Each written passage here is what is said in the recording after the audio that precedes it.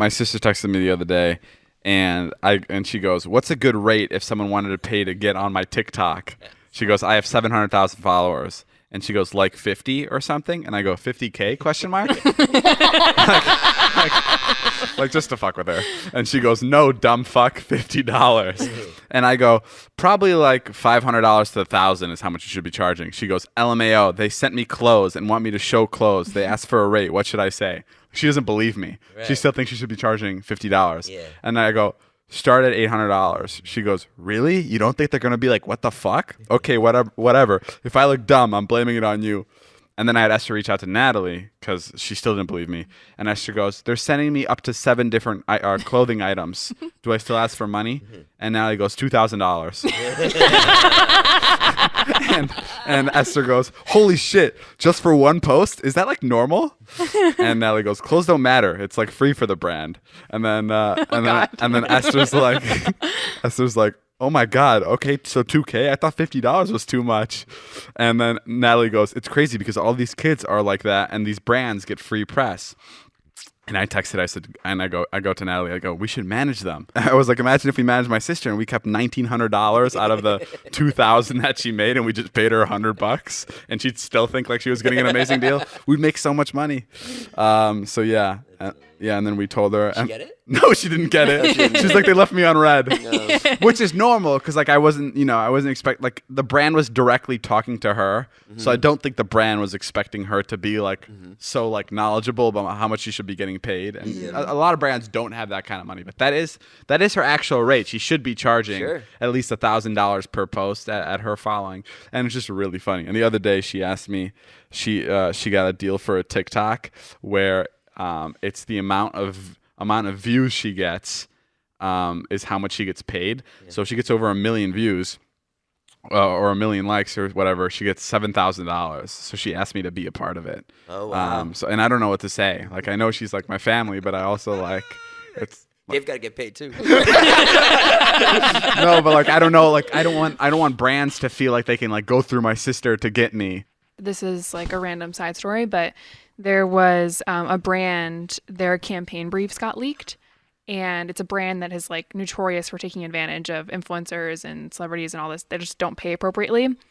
And for somebody, they had 1 million followers on YouTube and 1 million followers on Instagram.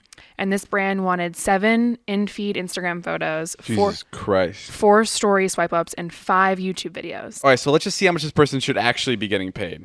So they have 1 million followers on Instagram, 1 million followers on YouTube. Yep. Let's say their engagement's pretty good, which would be like 20%. So that would give them 200,000 views on YouTube and like 200,000 likes on Instagram, which is pretty fucking good for somebody that has 1 million followers. Yeah. That's like pretty unheard of. It's really good. They should be getting paid around $15K a YouTube video. Yep.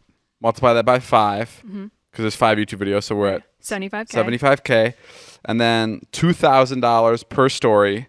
And they wanted how many stories? 4 stories. So we're at 8K. Yep. So now we're at 83,000. And then per Instagram post, if they get this is like a pretty conservative number, they should get at least $5,000 per post. Right. At least. And there's how many of them? 7. So it's another 35. Right.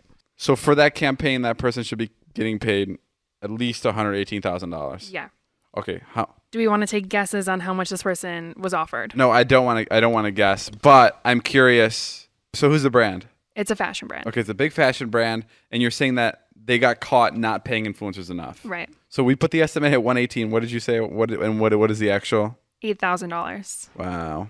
$8,000? Yeah. For all those videos? Yeah. For all those Instagram posts? So here's what I'll say about That's fucking ridiculous. That's crazy that, someone would be dumb to take that, but at the same time, I completely agree. There's that market is so oversaturated.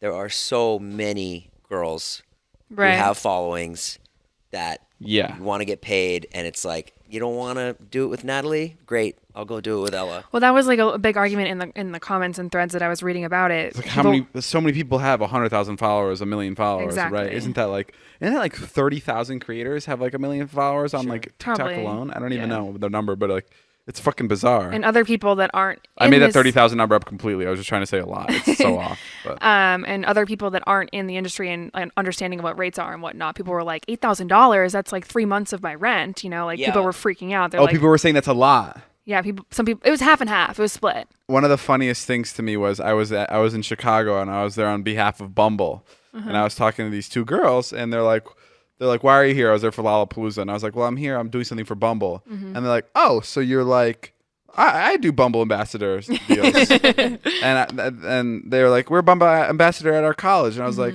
yeah, it's kind of like that, and they're like, so you pay to come all the way over here just to work with Bumble? And I'm like, no, they're paying me to be here. Yeah. And they couldn't wrap their head around that Bumble was paying me to show up. Like they didn't understand that. Yeah. Have you ever gotten anyone pregnant? No. And I haven't either. And of course, you have 2 kids, Jay. What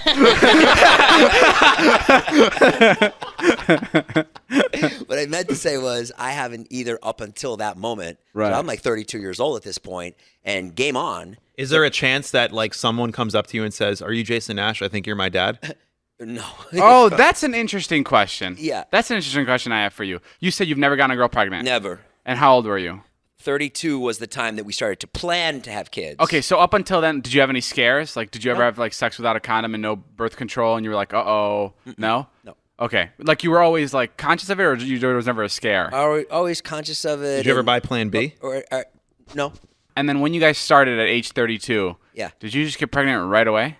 Well, yeah, no. Then that was a lot of pressure because I was like, you go in. She was older than me, and the doctor's like, well, let's see if she can conceive. But no one was asking me, like, oh, I didn't know, like, maybe I can't conceive. Wait, you guys have to go to the doctor? Don't well, you go go to the doctor. Turn on some candles and put the right music on? What do you mean? I mean, whatever. You had like, a threesome with the doctor? yeah. Well, let's see if I can warm her up for you. What the fuck? We've been watching too much Pornhub. No, but yeah, so that was very stressed out. I was like, I don't know if I can get anyone pregnant. Right. You know?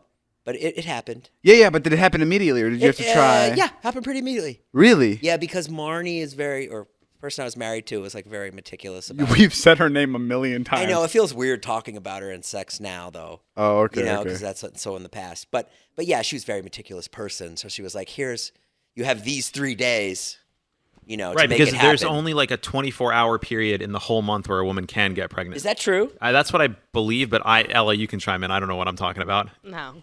Are you sure? Isn't it like 5 Ella, or 6 the days? sex expert, knowing about when pregnancy is most vital. There's a period of time where you're ovulating, which yes is like obviously when it's you. If you're trying to get pregnant, you should definitely have sex when you're ovulating, and then. Excuse me, how do you know when you're ovulating? Is like, do your palms sweat more? Do you tingle?